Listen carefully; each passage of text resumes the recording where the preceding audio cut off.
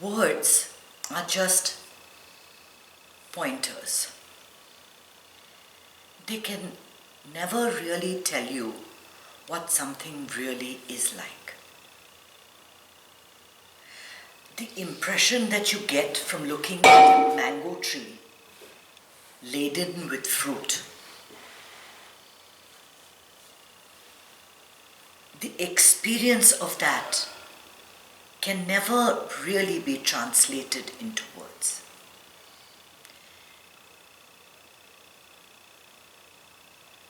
It is merely a form of gossip. So when I use the word gossip, I'm going to use it in the sense of what Yuval Noah Harari talks about in *Sapiens*. So what he says is that animals communicate with each other. So when a bird sees a lion on the prowl, it'll sort of make a noise in a certain way that the monkeys understand, and then the monkeys will chatter in a certain way, and the message gets filtered through the jungle. This is gossip. Gossip is a means of telling someone about someone else who is not present. So they are informing the other animals, the deer and the other creatures, that there is a lion on the prowl. And it serves a very good purpose. This is the original purpose of gossip. But what has happened in our normal life is that we consume our psychic energy. We have only one energy. There isn't like energy to be scattered about. The energy is one. How you use it is up to you. Right? So we spend a lot of our time, and some of us can't help it, it's the nature of our job, where we're continuously listening to something. Or we are talking. We're on Zoom calls back to back. And while you're only listening, it's not just the fact that you're listening, but every time someone says something, you are saying something to that. Right? There is this internal dialogue that's continuously going on. So they are talking and you're saying something, and they are talking and you're saying something. So it keeps going on, and this is what drains your energy. Because at that point of time, you cannot focus on anything else that is positive or good. And this is what happens when we get into any dialogue where two people have an opposing views. Right? Nothing can be done about it. An opinion is nothing other than a little drama going on in your head. And the other person has another drama going on. And these two dramas will never coincide. And when they don't coincide, there's an argument and a fight. Everything you think, everything you say carries weight, carries vibration. When you praise somebody, the vibration that is carried forward is something excellent. They feel good about it. They feel the next conversation becomes light-hearted. When you're short and you yell at somebody, it has the opposite effect. When you're hot and you're tired and your prana is low, and you're trying to get a car at a car rental, and the guy has got 14 people sitting around him saying, "Where is my car? Where is my car?" And he's rude to you. You in turn internalize that and you pass it on to the next person. Right? Words carry weight. If instead of that you go to that car rental person and say, "Oh my God, today is such a difficult day for you, but I have to say you're handling it beautifully," his whole demeanor is going to change. So Guruji always would say that when someone is mean, when someone insults you, when you feel someone has wronged you, try praising them. It's a very difficult thing to do because at that time, something inside of you rises saying, how dare you talk to me like that? How dare you say that to me? And that's the time to say, on whose behalf am I getting upset? On whose behalf am I annoyed? Is it my body that's affected? Is it my hair that's affected? Is it a thought that's affected? Is it my mind? Is it my personality? Me, Kanchana, has been insulted. But who is this person? Why am I getting so riled up in defense of something that doesn't even matter? Doesn't even matter. And wherever our identity lies, whether it's with your political party or your religion or your country or your state, you'll be up in arms in defense of it. And does that political party or that religion or that state even care that you're doing this? I can certainly not believe that. Not for a moment do they care. All you have done is you have raised your blood pressure. You have created agitation in your mind. You have created bad energy within you. And everyone can detect bad energy the minute one walks in through the door. When you're in tune with your nature, with your true nature, you can sense people's energy. And you can sense whether you want to be near such people or away from such people. People that surround you with negativity ultimately pull you down, and you need to turn away from that. You need to turn away from that because at the end of everything, the question is, are you peaceful? Are you happy? Are you free from confliction, from conflicting thoughts? Okay, confliction was a word I just made up. Doesn't even exist. Are you even free in your mind? Are you forced to talk? Forced to respond? You know, when we used to go and see Guruji in the beginning, it used to bother me that he would sit and for 5 minutes he would do this.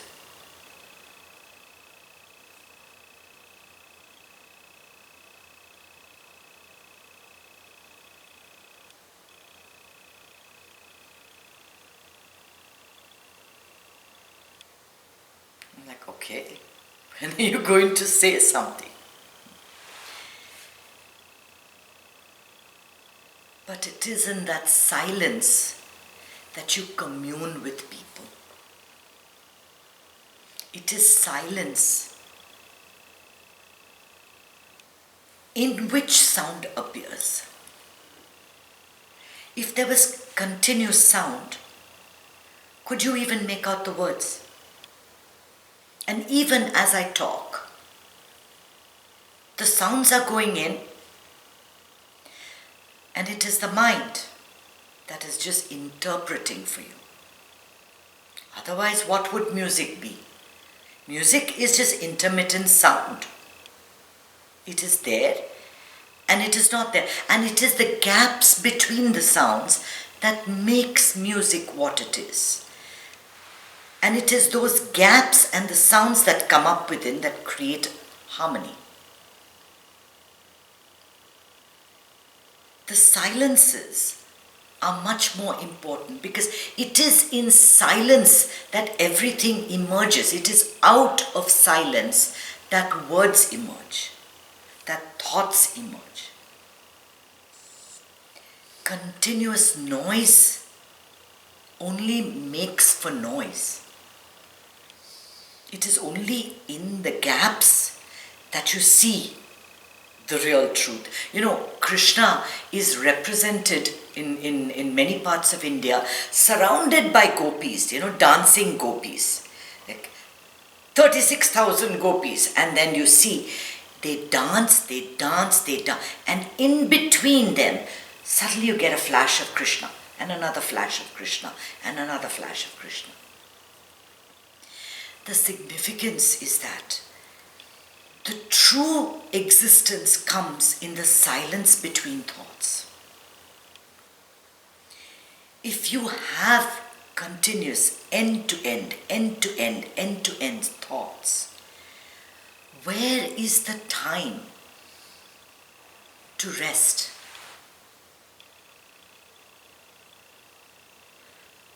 You see, anything in the world, even the world of action, comes from stillness. You want to play a game of tennis and you want to get your forehand right, you put your hand back and then for a second there is that waiting as the ball comes up and then you move.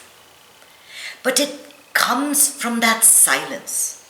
Like when you move back an arrow and you're shooting an arrow, you have to pull that arrow all the way back and for a moment nothing happens and then you let the arrow go.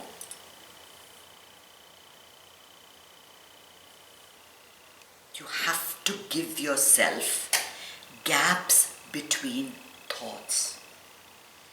This is extremely important. We have thoughts coming continuously. People are talking all the time. And why is it that you feel drained? Because you, in turn, are talking to yourself right through those conversations, reacting to those conversations. My God, this is annoying me, this is boring. Every time you say one thing or your body says one thing, there are reactions taking place inside of you.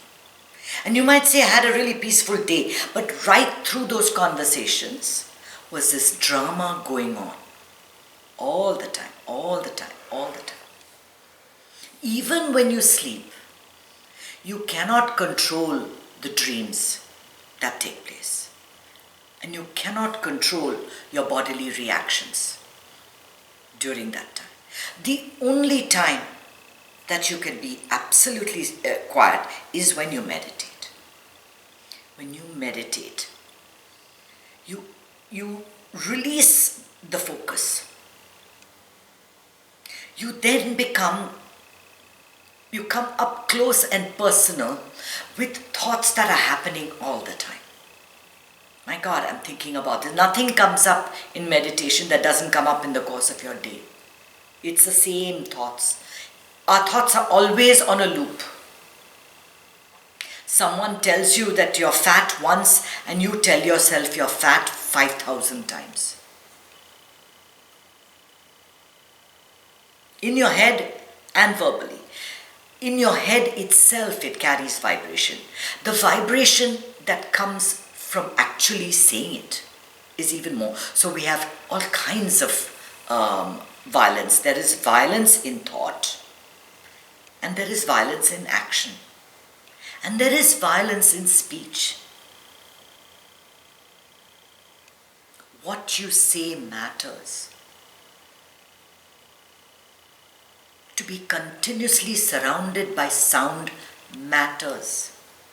If you still everything, you still have sound that you're not even aware of. Now, just for a second, I'm not going to speak, but you will listen, you will hear some sound.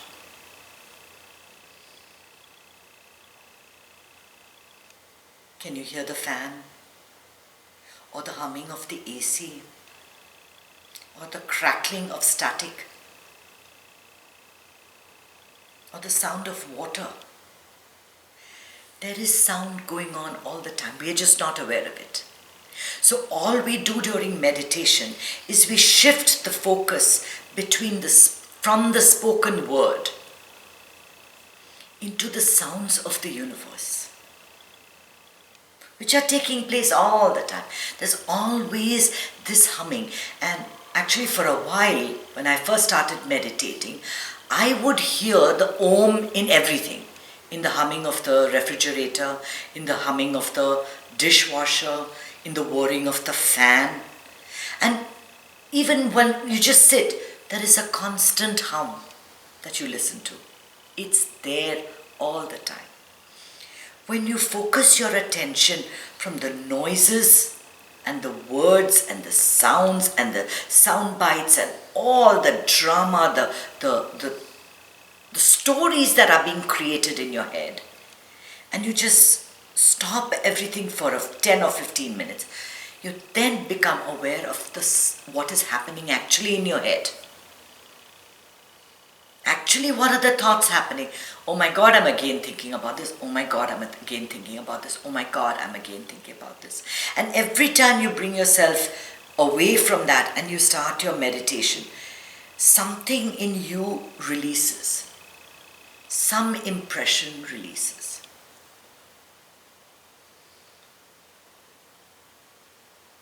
Can you stay away from continuous communication? Continuous talk, continuous banter, and move into this world of silence, because it is in this world of silence that all true thought germinates.